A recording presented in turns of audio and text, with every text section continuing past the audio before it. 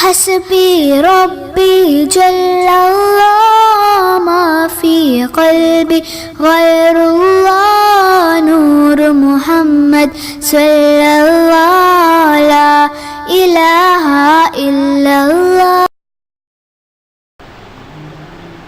بسم اللہ الرحمن الرحیم.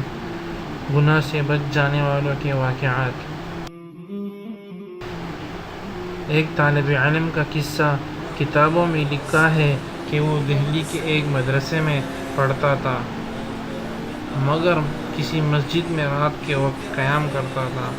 قریبی محلے میں ایک لڑکی اپنے رشتہ داروں کے یہاں کسی کام کے غرض سے جا رہی تھی کہ اچانک فرقہ وارانہ فساد ہو گیا.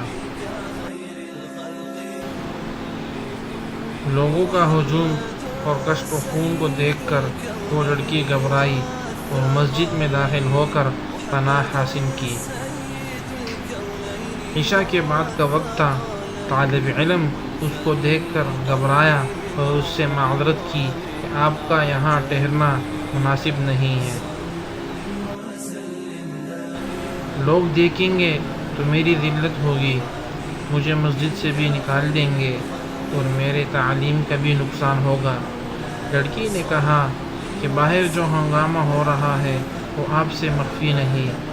باہر نکالنے میں میری جان کا بھی خطرہ ہے اور عزت و ناموس کا بھی خطرہ ہے.